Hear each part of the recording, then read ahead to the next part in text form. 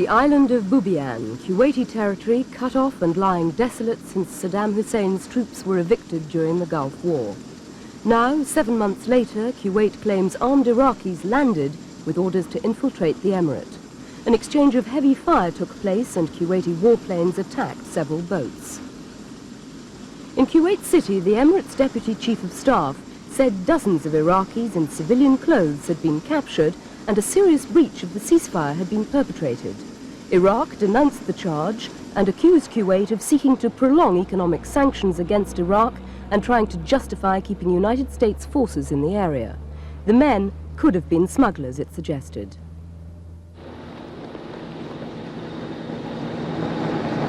It was the first serious incident reported to the United Nations and investigated by their Iraq-Kuwait observer mission, UNIKOM, stationed on the spot. The official finding was that there was no evidence of a major Iraqi incursion of the island as claimed.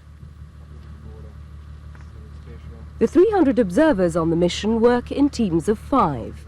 They're drawn from 36 member states of the UN, including, for the first time, all 5 countries in the Security Council. And so far, their presence has been very effective. All Kuwaitis, as well as Iraqi, are very friendly towards United Nations personnel, asking maybe for some water, willing to shake hands and to show their friendly relation toward the United Nations. Maybe I look like Saddam Hussein, but it's very safety for me when I'm in the Iraqi side. But of course, when I'm in the Kuwait side, I just wanted to show my flag. It is more safety for me. The observers operate from posts dotted along a vast demilitarized zone 160 kilometers long and 15 kilometers wide, eating into both Iraq and Kuwait, an area still littered with bitter memories for both sides.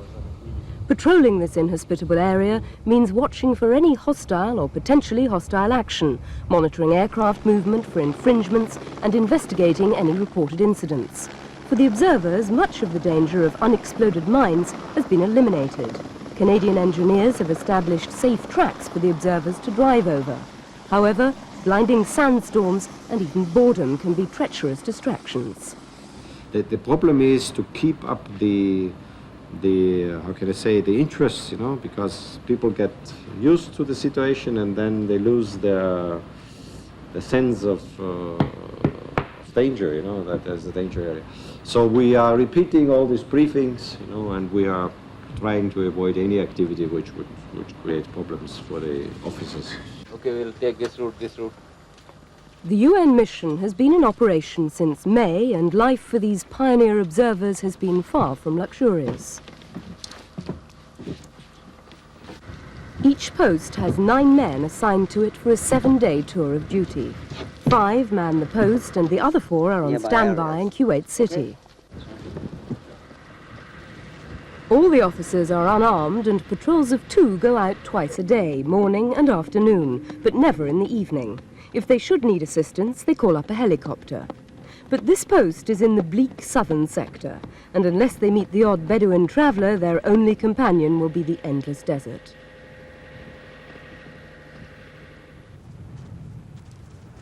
For the officers not on patrol, one of the key chores is ensuring the maintenance and smooth running of the camp's engine, the generator.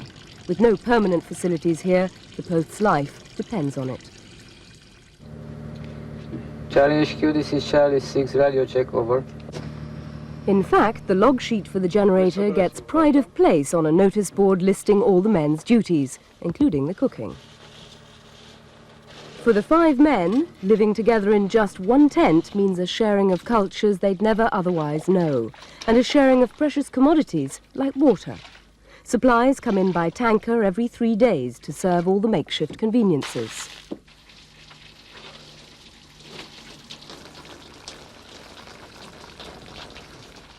If the operation has been a success, so far it's been a triumph of improvisation. It was set up almost without any planning shortly after the Gulf War, with only 40 of the 300 personnel having had previous peacekeeping experience. The rest literally had to learn on the job. It's the first time, for instance, that Chinese officers have played such a role. However, even the number of minor incidents reported for their attention is going down. And whilst that's a tribute to their effectiveness, it's also potentially dangerous. Without any real action, the demand on them for discipline is increased to ward off the inevitable boredom. At the moment, apart from mines, the only other hazards they may meet are snakes, scorpions and wild dogs. So the rubbish is burned every night to stop them from infiltrating.